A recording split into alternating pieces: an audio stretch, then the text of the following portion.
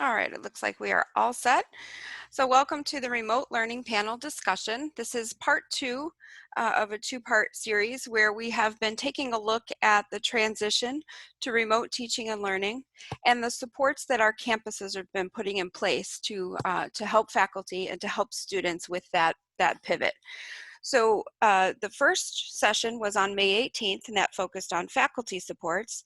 That recording is available on our YouTube channel. I'll give you those links in the chat momentarily. And today we are focusing really on the supports that we have in place for students. You will notice that participants are muted. That is to eliminate background noise during our speakers' time, and we want to give them as much of that time as possible. So we ask that you remain muted during the presentation. I will actually unmute our speakers when they are up to share with you. And at the end, if we have questions, we will allow microphones to be open so that you can speak with the panelists. You can also chat with them. Once they are done presenting, they will be present in the chat and they can answer your questions at that time as well. As I mentioned, this presentation is being recorded, and you can find this recording as well as the part one recording on our YouTube channel. That's a simple bit.ly. It's just SUNY online videos. The SUNY O and the V are all capitalized, and unfortunately bit.lys are case sensitive, so you'll need to remember that.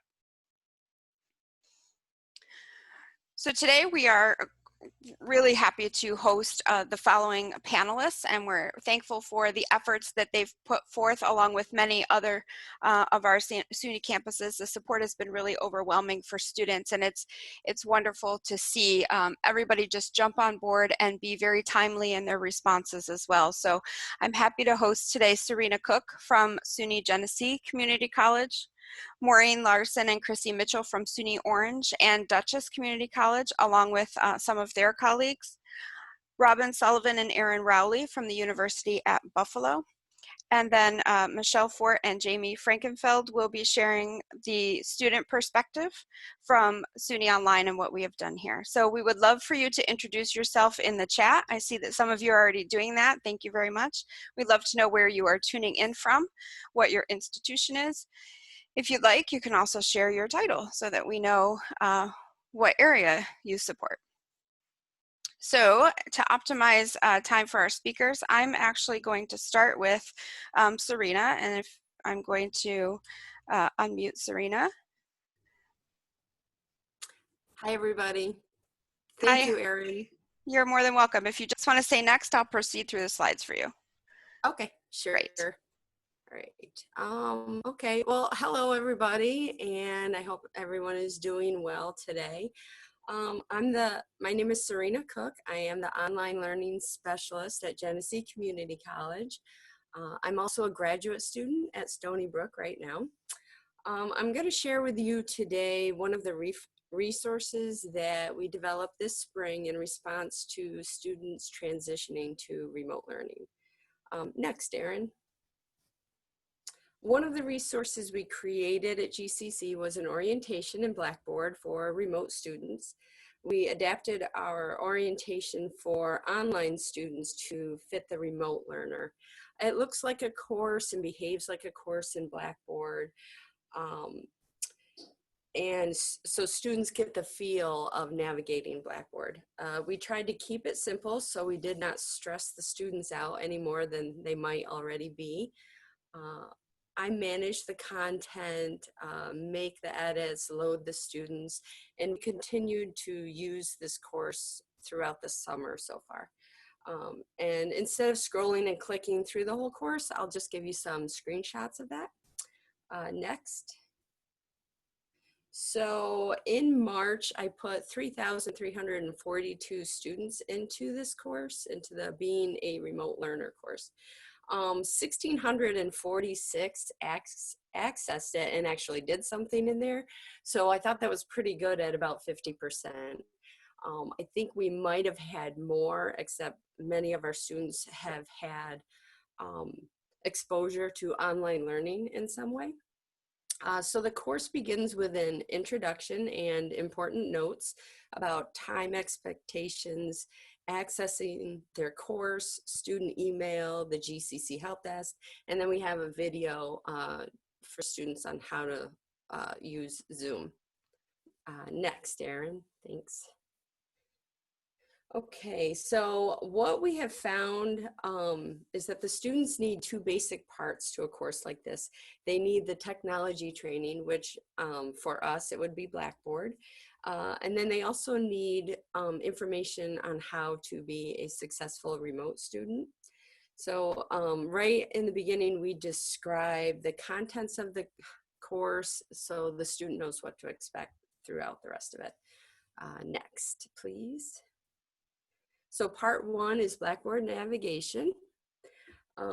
This has links to Blackboard videos, how to submit an assignment, how to take an online test, use their grades, how to use the discussion board, and also how to use alternative formats in Blackboard. Next. So we use the links to videos at Blackboard, at the Blackboard website for each of the modules. Next. And next. Yep. Okay, so the second part is the remote student success section. And we start with a video on what it takes to be a successful online student. Next. And then the modules in this part go over student expectations, remote learner readiness, time management, and then the GCC support services. Next. Okay, so just to describe what's in these sections, the student expectations module describes how many days a week they should be working in their course, what's expected of them as an independent learner, and what they can expect of the instructor. We discuss self-discipline, technology, participation, deadlines, and then we have a readiness assessment that they can take. This will give them suggestions of where they can improve, and then the student would find additional tips and resources in that section. And then we have a time management video and a worksheet that they can complete. And then the last module is a list of GCC support services that they would find in every course, like the Blackboard help videos, student support and academic help, GCC help desk, the library link. And then we give them a short quiz, just a simple quiz, just to give them some experience taking a quiz in Blackboard and viewing their grades. Next, Erin. Then the student is directed to check out our online student tab in Blackboard. We built that specifically for online students, but the remote learners can use that as well. And it has resources, deadlines, other information they might need. Okay, and next. And then we just kind of end on a positive note, say, you know, have a great summer. So it's pretty simple course. One of the things that I did not expect in the course was that the students would use the student lounge, you know, in the discussion board there. They would use the student lounge to talk about their struggles, their successes, and they were really supporting one another. So that was really great to see that they were connecting with each other that way. And then the one thing that I would have added to this course would have been a survey. We did get some good feedback from students, but it would have been nice if we could assess the value of a course like this and where we would need to make improvements. So yeah, so that's about it. Thanks, Erin. Thank you, Serena. So we did have one question pop up that I noticed, and that was, what readiness assessment are you using? Oh, let me look back at it here. Let me just check.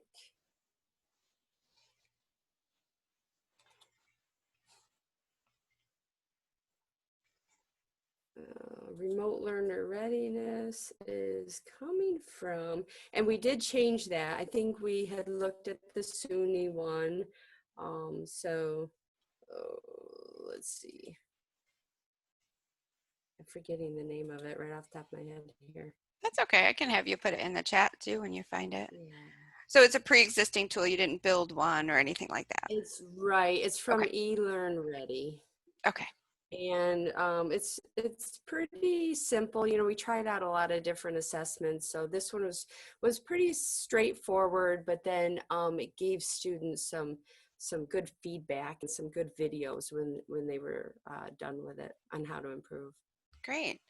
And you mentioned at the end about the student lounge. Is that just a discussion forum space? Can you explain what that is? Right. Yep. It looks like a discussion board, but it's more of a free chat spot in there, so that I could post a discussion in there, or a student could post something if they had questions or just wanted to chat about something. Yep. Great, thank you. And there are a couple other questions. I'll have you go ahead and move to the chat, and I'll bring up our next speakers so that you can answer those. Thank you so much.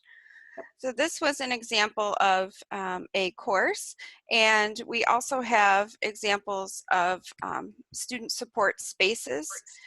And let's see, let me pull this up here. All right, so this is going to be shared presentation between Maury Larson and Chrissy Mitchell. And Maury, do you need me to give you or Chrissy remote access? So Chrissy will need remote access. She's going to Okay. do a demo when we get to her slide. Yep. So good morning, or good afternoon, everybody. Nice to be here. So what we're going to share is, of course, our common issue of how we help to bring supports for these students who were transitioned to remote learning in a very short time, who already, a lot of our students do struggle with digital literacy in the first place. So if you go to the next slide, Erin. All right, so we wanted to find some ways to provide more support for our students. And I have a great quote here from Brooke Ellsworth, our director for the Center for Student Success. And she says, one of the main goals in creating this resource was to also address the technology and computer literacy learning gaps for our students, and to create a vehicle that addresses the transitional challenges for our students in those first crucial days and weeks of college. So not just the remote learners, but we saw gaps in digital literacy for students in every level, every class. So talking about it one day, I know that in conversations that I've had with Chrissy Mitchell in the past years, Duchess had used their Blackboard instance as a portal, and she customized it quite a bit. So we thought, what if we created a tab in Blackboard for students that just listed all the resources we do have for them. Many of them are other places on our website already, but to collect them all in one spot, because now for the first time we had created a Blackboard shell for every single course. So now we knew all of our students were going to be touching Blackboard to then continue for education. So we talked about it at a meeting, and everybody was very enthusiastic about it. We wanted to get clearance from our VPAA, of course, and our AVP for Student Success spoke with the advising office. They were just gearing up to get ready for the next batch of New Start sessions. So they were very anxious to see this as well. So we went ahead with it, and I contacted Chrissy to share this great idea to see if she would be able to help me out with that. So go ahead to the next slide. All right, so this is from Chrissy. All right, so let me give her remote access. And, oops. I think I need to stop sharing, Chrissy, so that you can do the, there we go. And you're unmuted too. Okay, thank you. Let me just share my screen. Can you give me share screen? I'll just bring up mine. Yeah, did that. Oh, I thought that did it. It's no problem. Nope, I guess it wants to be Wants to be a finicky. pain in the butt. You know, why not? Of course. Okay, hold on one second. Should be good now. Okay, cool. So at Duchess, we have already been using Blackboard as a portal, as Maureen said, and she had a great idea to use our technique to create her student success page. So you can see this is Duchess's Blackboard, and you notice that we have a bunch of different tabs up here. And I'm on my faculty tab right now, but our student tab has all the stuff that the students need. And this is something that we've had since we moved to Blackboard. So we've been using this for a while. Orange had not been using it this way, but since we had the experience doing this, Maureen asked me to show her how to do it. And if you guys haven't messed with the tabs on this before, you can create, these are called top level tabs up here. And notice that we have faculty, employee, applicant, and student. Those are our manually created tabs. And you can create these tabs, and then you just create modules, these boxes, to fill them. And I'm just going to show you real quick on the system admin side how to do that. If you have access to this, you can go and down at the bottom here, you have tabs and modules. And generally what I did was I created like the tabs first, and then you have to create each module to fill it out. So each box is a different thing that you have to fill the content in for. And Maureen will show you how she did that for hers. But under tabs, you can create top frame tabs. Those are the ones that show up at the top. And then underneath you have sub tabs that you can put different things in. So you can see that each of these has a bunch of different things. Like here's our student one, and we have student financial services, registration, our master planning information for students. So these are different areas that they can access. And obviously you have create tab, create top frame tab. It's pretty straightforward. And if anyone is interested in this, I can always do this on their own too in a longer format. The modules, if we go back to tabs and modules, the modules here, we have a zillion of them literally because we use them for everything. But you can create the module, and all I did was create a bunch of HTML modules that I just put a bunch of information in. So you give it a title, you put it in a category. Most of the ones that Maureen is going to be using is probably going to be student services or student life. Then you set your options here. You can actually set it to be available for certain roles at your college. So it doesn't have to be available to everyone. You can actually have a tab that will shift depending on who looks at it. I didn't want to do that because it changes the layout if like one module is visible for one person and the module is not visible for somebody else. It changes the layout. So we just created different tabs for different roles. But you can do that. You can, and here's the best part. If you want people to use this as a portal and you don't want to have to administer each of these yourself, you can actually delegate administration to somebody else, and they can, they'll get a button up at the top of their screen. They don't have to access system admin to do this. They'll get a button up at the top of their screen.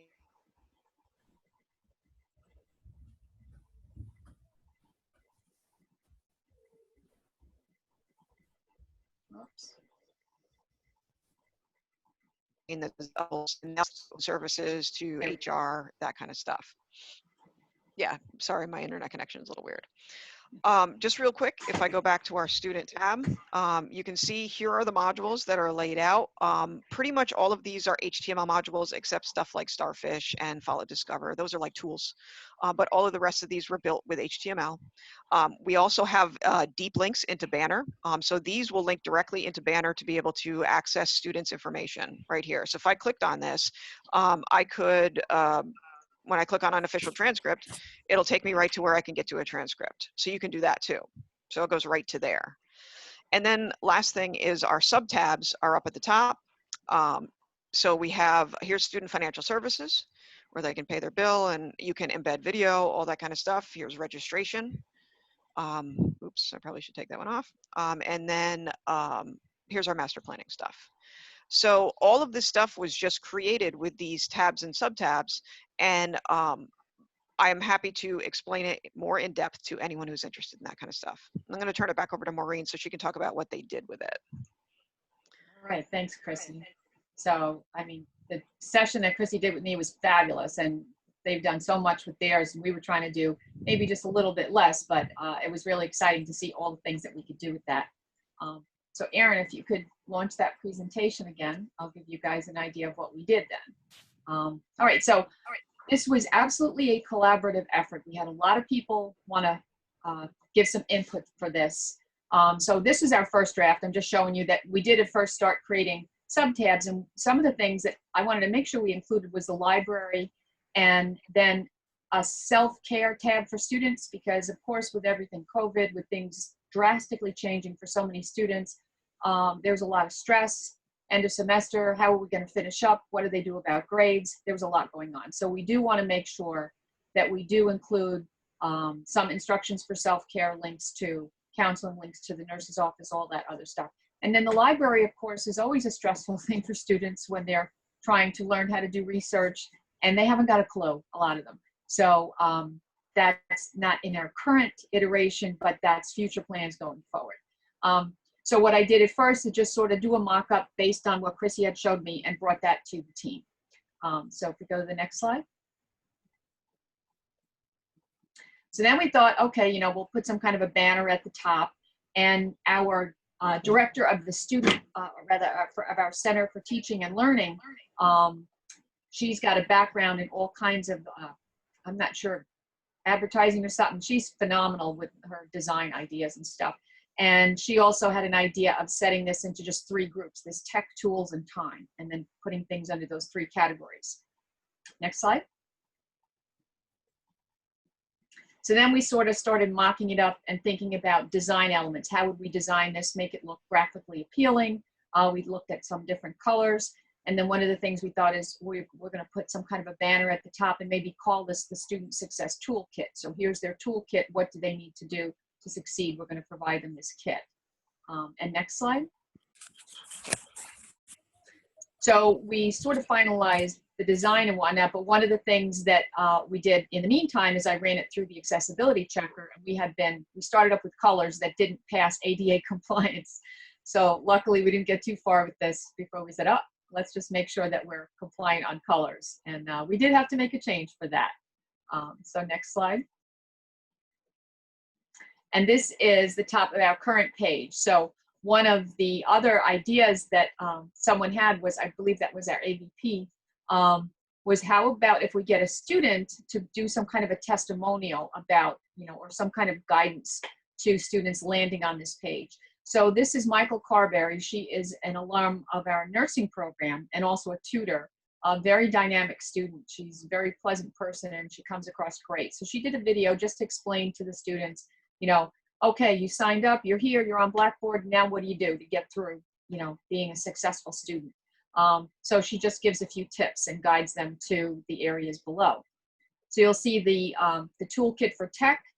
Our college now has a lending program because of receiving Chromebooks from SUNY, so we can actually lend equipment out to students, which we didn't have before, but there's a link to that form. Now we have a lot of these resources on our COVID-19 page, but we also relisted them here. So just general questions that we get from our students, and we collected these through through some of our tutors, just through general students asking faculty and students questions. The second one, that student success tools, is we talked about the things that they have access to, like Blackboard and Zoom and Collaborate and email. When you click on those links, we created these student guides that's just a PDF. It just opens up PDF. How do I do this? And I'm a big fan of step-by-step screenshots, so we use a lot of screenshots to students. Click this, this is what you'll see, then do this, then do this. Then the time, this was really also our Center for Student Success Director's focus. She handles our tutoring, so she knows that she deals with students all the time and how to keep them organized and focused in their work. So she has a lot of links there for these things. And if you go to the next slide. This is the bottom of the same page. So you can see some other things, you know, email, Google Docs, Microsoft Office, how do they get that? Then we have a link here to our Blackboard student orientation. The on-demand videos, those are Blackboard resources really for faculty and students. But like Serena, we use a lot of those videos that are the pre-canned ones from Blackboard. They make some nice videos. That link on the other side to academic support, that's our tutoring area for students. And then we're using Respondus Lockdown Browser and AI Monitor in their pilot. We've decided we'll probably continue with that, but that's the student video on how they use that. The only thing that's missing here, not posted yet, is the Turnitin information. So how students would use Turnitin. And next slide then. Okay, and then just wanted to say thank you very much, Erin, for allowing us to do this, and thanks so much, Chrissy, because without Chrissy, this wouldn't exist on the SUNY Orange page. And our division, at our college, we created a division that's called the Division of Learning and Student Success, which is a little bit different. In our division, we're not academic, but we're pretty much made of the support people of the college. So we're our own division like that. If anybody wants any more information, please feel free to reach out. So I'm Maureen Larson, Director of Academic Technology. Dana Salkowski is our Director of our Center for Teaching and Learning. Dina Whipple is our AVP for Student Success. And Brooke Ellsworth is our Director for the Center for Student Success. Okay, so let me see. Questions here. Do we have problems with Chromebooks interacting with Blackboard? So no, we haven't had any problems with the Chromebooks interacting with Blackboard, but there is an issue with some students. You can't use Respondus with a Chromebook. And one of the things that we find students have a difficult time with is Google Docs, creating Google Docs, and then they send a link to the faculty member through a Dropbox instead of actually sending the document. So part of our instructions to students here is how to download from Google Docs and then upload. And the same thing if they're using Microsoft Office Online. Tips on working with time. Can we get a look at those links? Rhea, yes, I would be happy to send you these links. The page isn't open, but if you guys just send me an email, we'll be happy to share what we've got together. Yep. So students who can't use proctoring technology. What we're doing with this proctoring, a lot of our faculty have decided to use Zoom and they proctor the tests on their own. And we do it on a case-by-case basis. So this was our first foray into using any type of proctoring. So far Respondus worked for many of our faculty, and then we're just trying to navigate that. So let me see. All righty. So that's all right. it. Yeah, we're all working now. All right, so thank you so much, everybody. Yeah. And thanks, Chris. Thank you so much to both of you, and I appreciate your whole team and their investment into this. There are a couple other questions popping up in the chat, so I'll have you go on over there, and either of you could address those, I'm sure. So we'll move right along to our next presenter, and actually presenters, I should say. Let's see, we'll make sure that we have everybody unmuted. All right, Robin, I think that you are ready to go. Mm-hmm. All right, so I'll turn it over to you. Okay. Hi, everyone. Thank you for the opportunity to share information about what the University of Buffalo did in relation to helping students get oriented to online learning.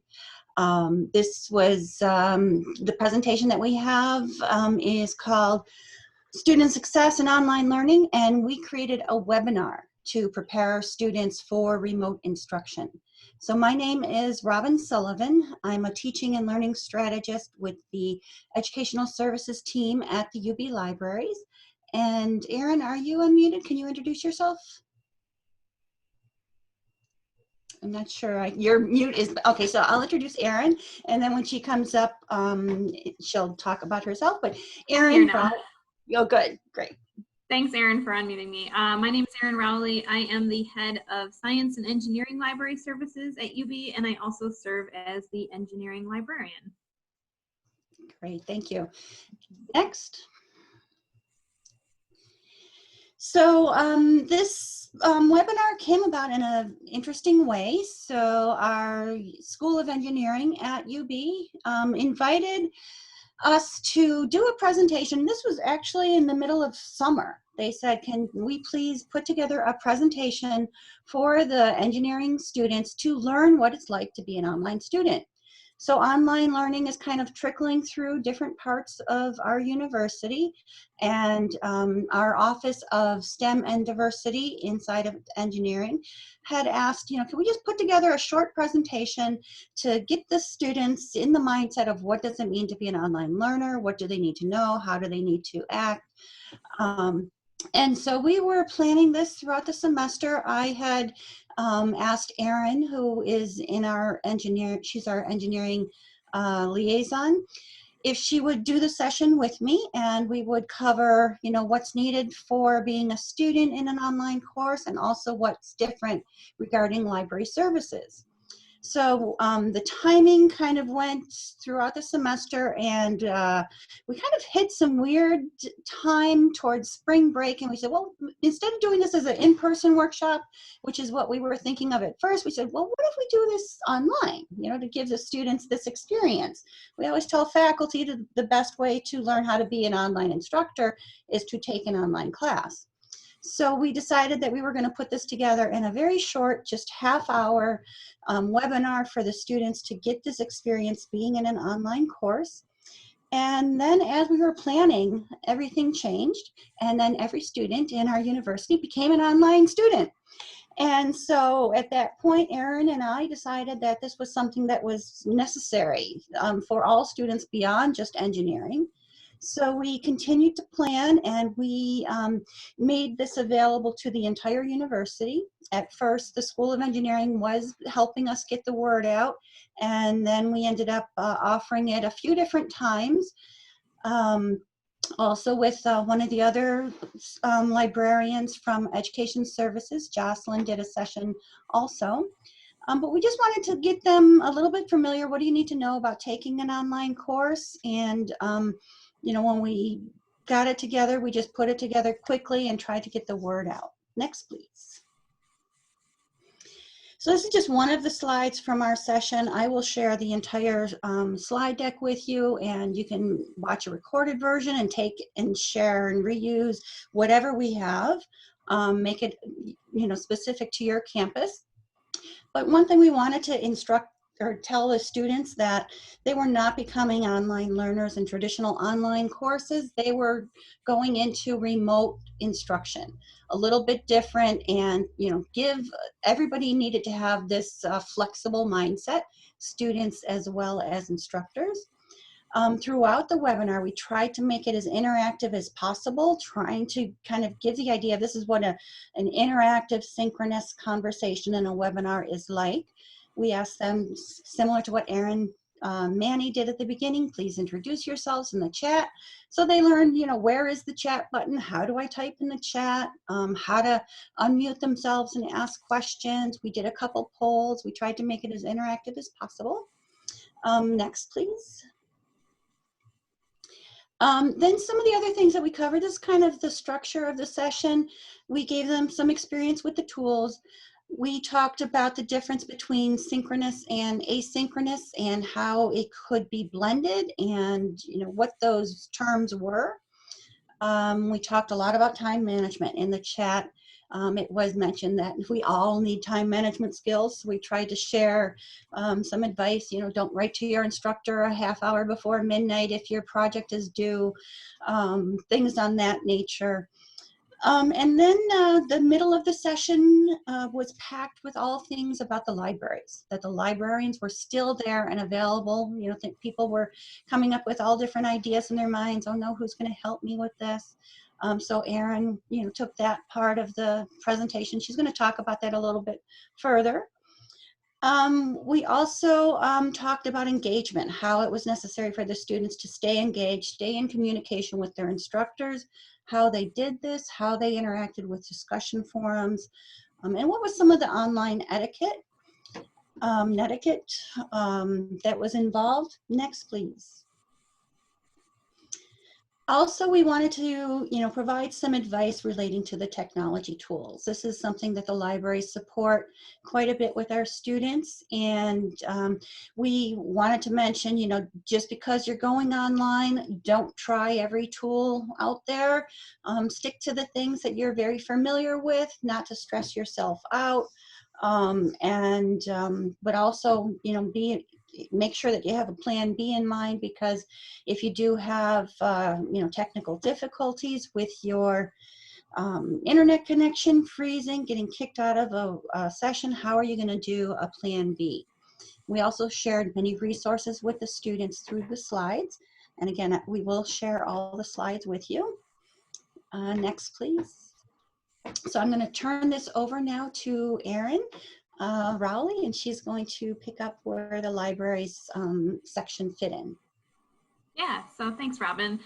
As Robin mentioned, we wanted to make sure we had a component about the library, the specific liaison and subject librarians that we have at UB, especially with so many things changing as services were stopping or being altered in some way. We really wanted to get across the resources that they still had access to, even if they were no longer on campus. And so I'll drop into the chat box here a specific guide that one of our colleagues, Ryan Zajecki, put together on access to resources. And it was designed initially for faculty, but it also then had components for students as well on what they could access. And so we pointed students to that, but I also spent time going over where they could find specific subject research guides, LibGuides, that they could access regardless of what program area they were in. I even made sure to take time to walk through. I made sure that I hadn't logged into anything for the day whenever we did one of these live webinars, so I could show them firsthand what it looked like, you know, what the screen would look like, how they would hit our UBIT login with their name and password, and how that's totally normal. They might have to authenticate again with Duo. And so we made sure to hit on those pieces just so that they could see it live and in action. And speaking of having a plan B, Robin and I made sure to have our own plan B for this, just in case something was to go awry with the website, or if there was a slow connection for the internet for pages to load. So we made sure to have screenshots of everything at the ready in case the webinar was still going, but we were just having a lag time on the internet side of things with the actual website. So we did have screenshots ready to go, ready to share in a PowerPoint that was separate, just on the off chance something went wrong. So that was really important to keep in mind too. And the last thing that I really had focused on during these webinars was how librarians were still there to help. Like, we might not be physically in our offices anymore that they could walk by. There might not be a reference desk that they could just easily walk up to and ask a question.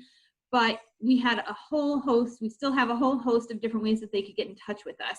We were all still available by email, of course. I believe almost all, if not all of the subject librarians were offering either office hours or just appointments on demand via Zoom or WebEx. And then we also offer a 24/7 chat service. So we made sure to really plug that they, you know, if they ever had a question, that they could absolutely go to the chat service anytime and get a librarian to help them with their question. And we did, as just a side note, we did see a very significant uptick in the number of chat questions that we received compared with the same time period from the previous year. So we did see an uptick in questions on that. And I'll hand it back to Robin to finish up. Okay, thank you. Erin, thank you. So I also want to address a question in the chat. Jim asked if we used Collaborate or Zoom and the advantages. So we, University of Buffalo had just purchased Zoom Pro licenses for all of our faculty, staff, and students at the campus. Prior to that, we had WebEx available. And so we did choose to use Zoom. It was, I think, the reason why UB put the funds out to buy those Zoom licenses is because it's, you know, reliability, ease of use, and quality of the delivery in Zoom is, you know, really good. So we did choose to use that as our session. And it did, you know, using Zoom, we did give the students that experience. So they didn't have prior experience using Zoom through the University of Buffalo.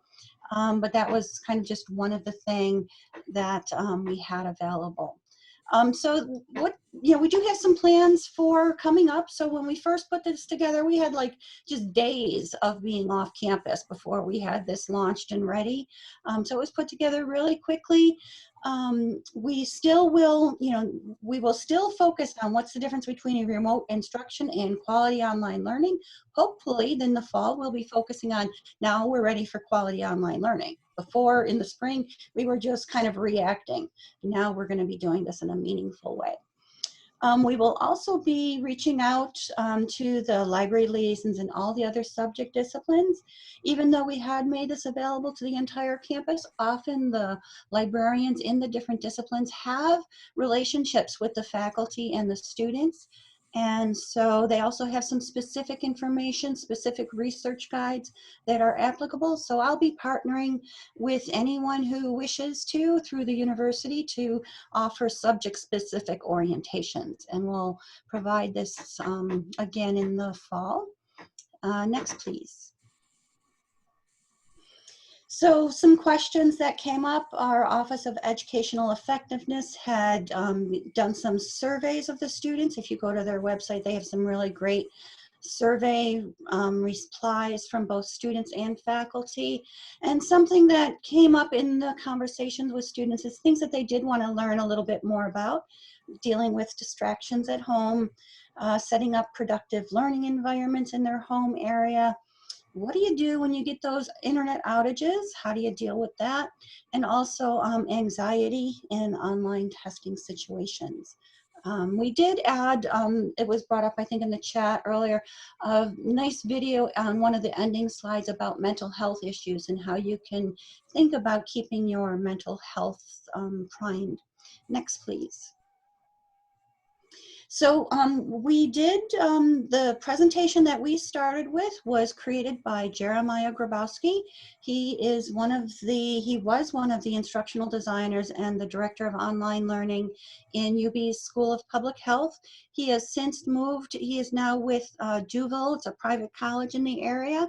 He moved up to the Dean of Online Learning. So he kind of put the structure together. Erin and I took it and grew it from there. He offered his content for anybody that can use it, and so we repurposed it. You can go to the link on the screen there, and I'll make sure that Erin has these slides to share with anyone, but it's bit.ly/student-success-download, and you can grab those orientation slides, download them, make a copy, repurpose them for your own needs, and just, there's a CC license attribution to Jeremiah and us would be great. Next, please. In addition, if you just want to point your students to the slides online, you can do that, or you can point them to this recorded YouTube video. It's about an hour long. We started thinking we were only going to need a half hour, but then when everything kind of hit the fan, we said, an hour is definitely needed. So the recording is up on our website. Next slide. And that's what we have to share. We're happy to answer questions, through the chat if any came up, or after, if there's more time, we can do that too. Thank you so much, Robin and Erin both. I know that there is a question about campuses and any decisions that have been made for fall instruction. So maybe some of my speakers could talk about what their campuses is. It's like super appropriate that we're kind of bringing this home, because I think our response system has been about filling in gaps for campuses, and then campuses got right up to speed, right? Particularly with the COVID situation. So Erin, if you could go to the first slide. Excellent, right. So we sort of had two buckets of response, and the first bucket is really the big one, which was the COVID-19 site. And then I'm gonna briefly talk about the student supports drop-in hours. But Jane, do you wanna talk about the COVID website, since you were one of the many authors extraordinaire of that creation?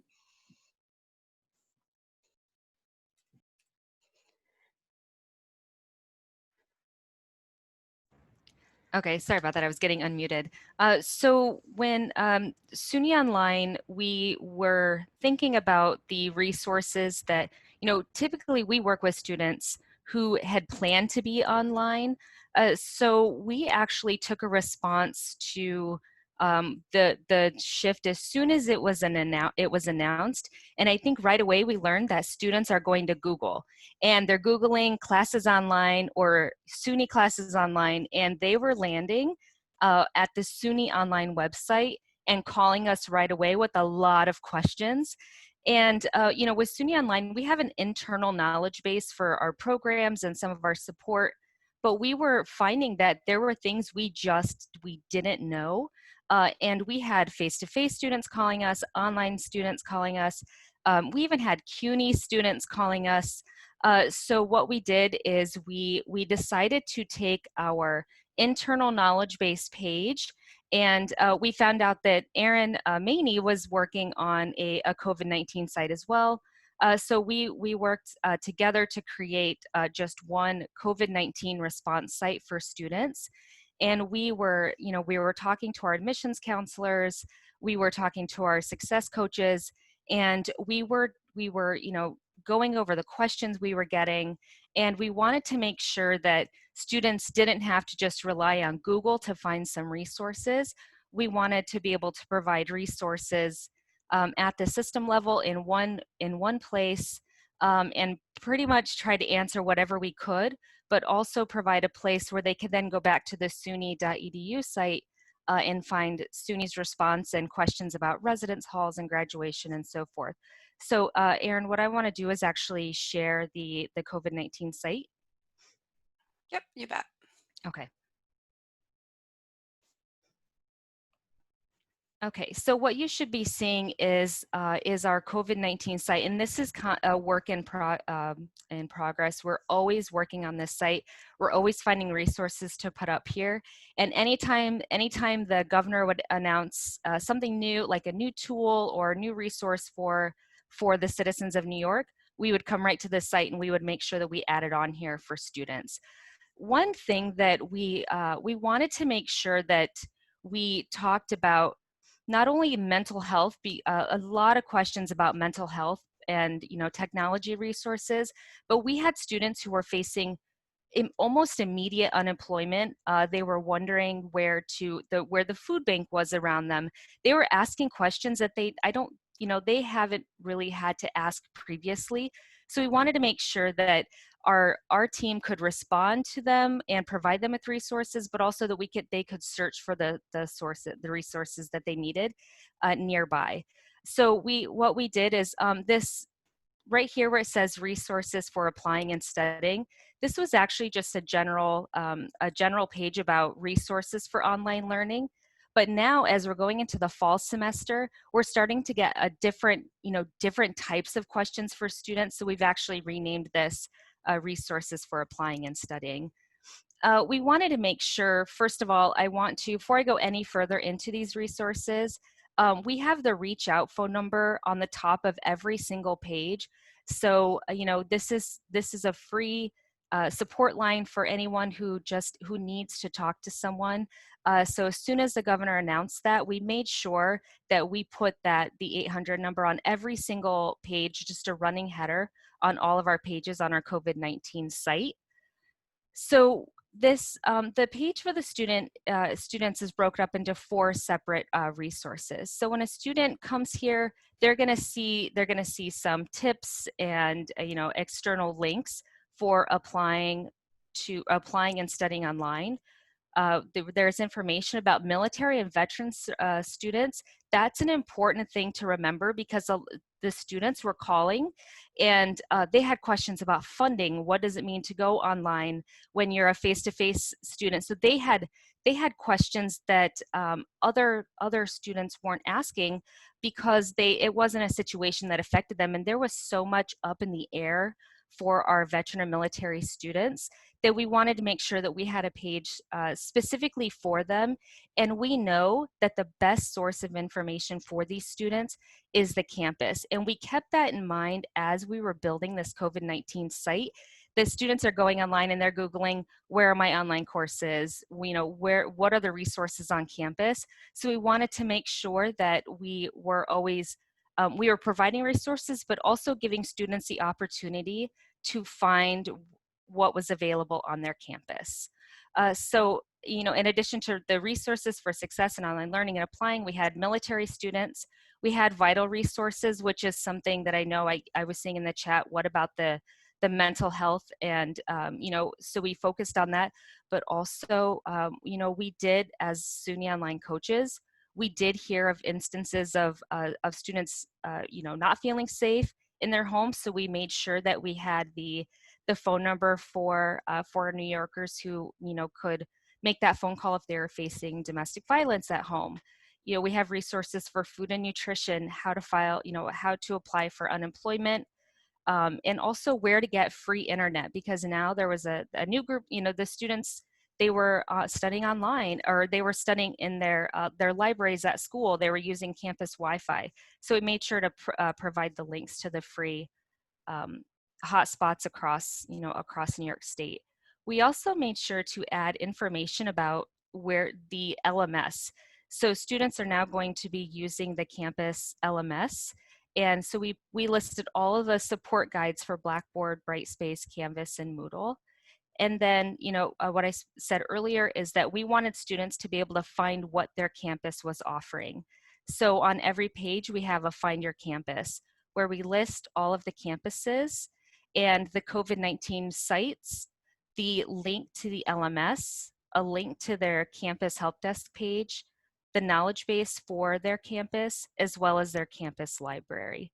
So that's what we had, all the things that we were talking to students about and we're coming up in conversations, we decided to put in this general COVID-19 site that will continue to evolve, I would imagine.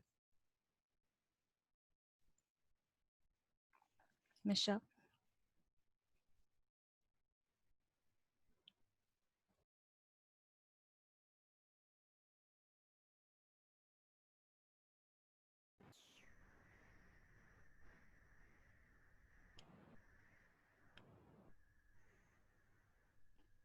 There it is. Thanks, Erin.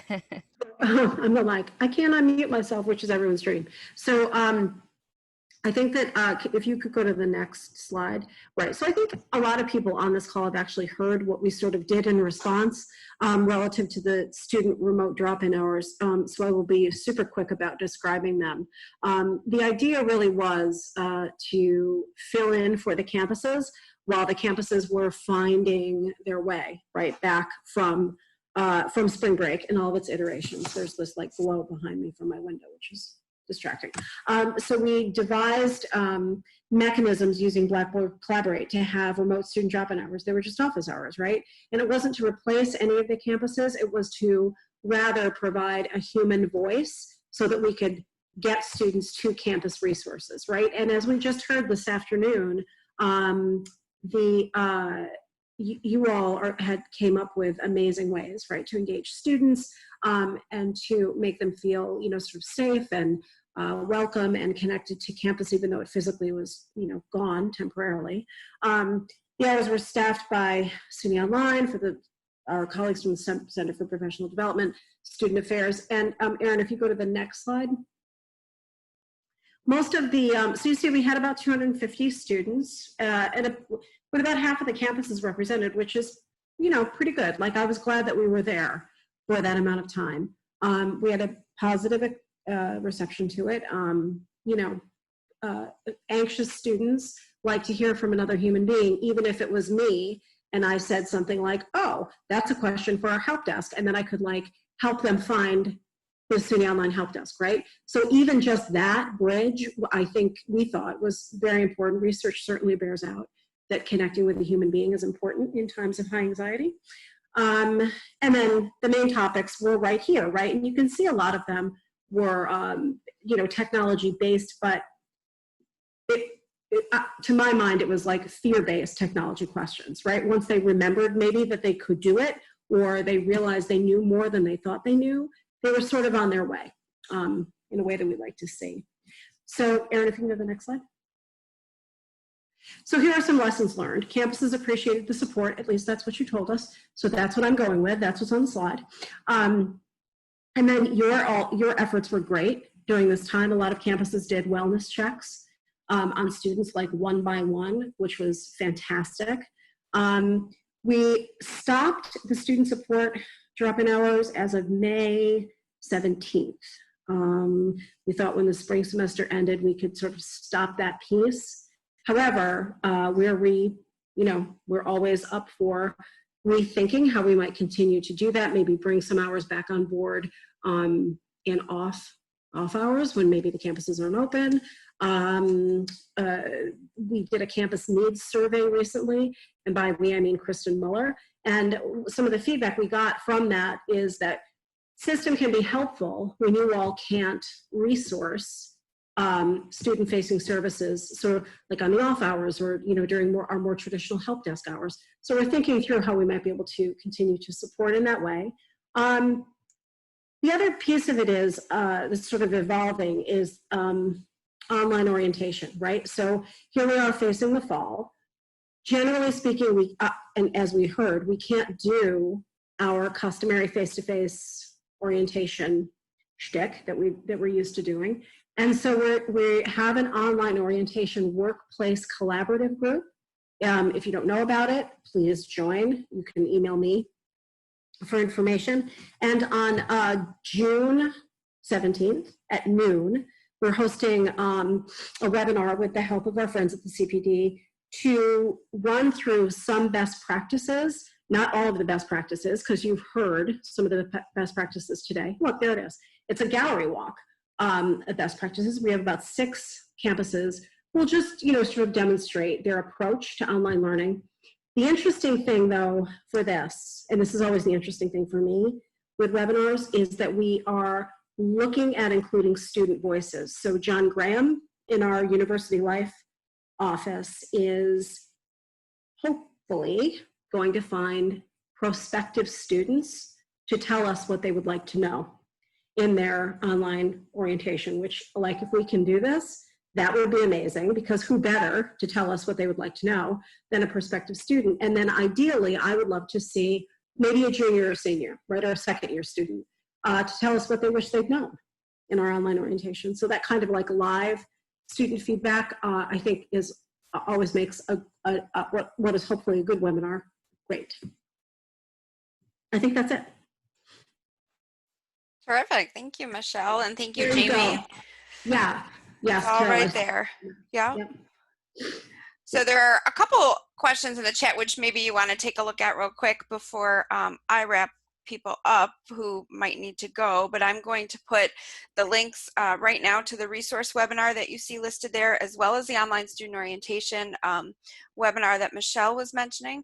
Those are workplace events links. If you are not a SUNY workplace user, or if you're outside of SUNY, you won't be able to access those events. So I put my email there as well, and the link to our COVID site that Jamie gave you a tour of, because there is a tab on there for webinars and training.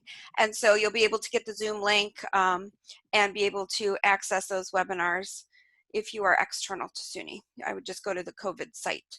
The recording link is posted there as well. We will upload this recording, and it takes about 24 to 48 hours because we do make sure to caption the video as well. And in the description of the video, I will have the slide decks linked to you as well. You can also use my email at any time to reach out to me about the presenters, and I can connect you with them if you are looking for resources or want more information on anything that they shared with you. So I just really want to thank all of the people who spoke today and shared the great work that you have done to put in place to support students during this transition. And I really appreciate all of you on the call. You are here because you care about students, and we couldn't ask for anything better. So let's keep trudging on and move forward for a good fall semester. Thank you, everyone.